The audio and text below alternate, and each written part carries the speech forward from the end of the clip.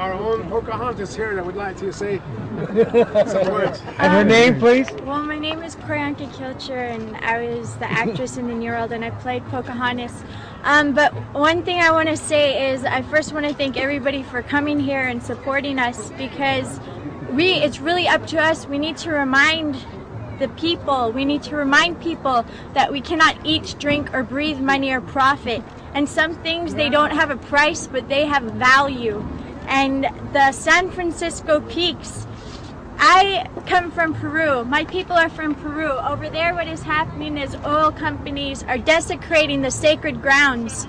And I don't want to see what is happening in Peru. I don't want to see the desecration starting to happen on the San Francisco Peaks. Just because our sacred places are not confined within churches, nor should they have to be, it is enough that they are held sacred to more than 13 tribes, that their religious freedom and cultural survival is being put at risk by this company, by Snowball's company, which is a privately owned company, going in there and wanting to make snow out of the wastewater things, and it's going to totally desecrate the sacred places. It would be like us going into the churches and replacing their holy water with the same thing that they want to make the snow out of on Snowball. So thank you so much for coming and supporting us. We have Howard Schenker here, the attorney for the Navajo Nation. Thank you, Speaker Morgan.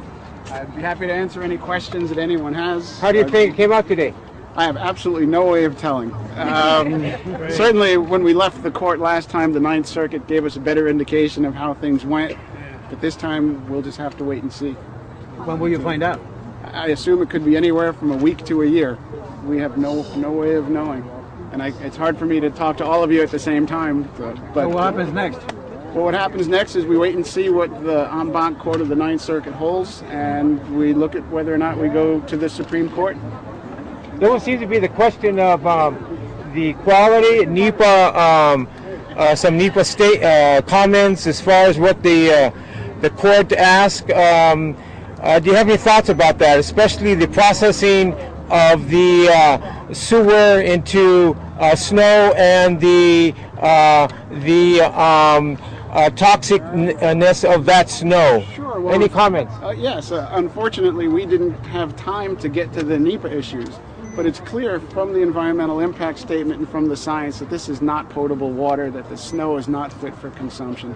There are not only things that they talked about like endocrine disruptors in this snow, but Dr. Torrance submitted comments and he pointed out things with polynomphenols that are in detergent and shampoos that actually can develop polycystic kidney disease. He talked about triclosan, which is an ingredient in antibacterial products that when exposed to UV rays becomes a dioxin, a known carcinogen.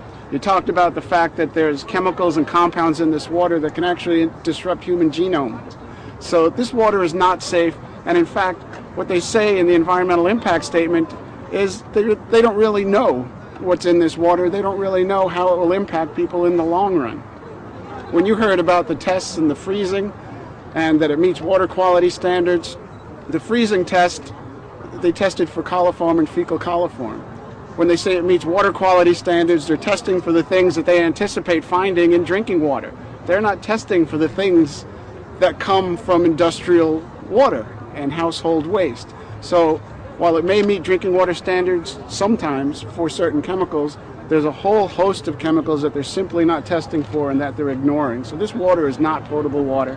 Now, especially in Arizona. I mean, Arizona does not require that A+ reclaimed water be clean water. So there are other states, and when you heard them talking about they looked at other states or they looked at other people using reclaimed water, first, it's not clear that it's 100% reclaimed sewer water. Second of all, we don't know how they treat their water. They may do what they do in Arizona and then run it through reverse osmosis or other processes that actually do make it cleaner and safer for potable uses. But the problem here today is that we're here at all. I mean, the fact is that we shouldn't have to be in court to protect these sites that so many people find holy and sacred. This is something that Congress needs to address. It's something the American people need to address. not a room full of judges and lawyers arguing about the law. And it's a shame that we live in a country that prides itself on protecting people's First Amendment rights and the free exercise of religion. And here, Native Americans have no First Amendment rights when it comes to government land use decisions. And as you know, the government holds large quantities of land that was once held by Native Americans and that Native Americans hold sacred. The government has trust obligations, they have treaty obligations that they don't live up to. And as I said, I think it's a shame that we're here at all. That's the big issue with this. Another category they do not test in the water are pharmaceuticals. People take medicines, diabetes medicines, insulin medicines, and none of that is treated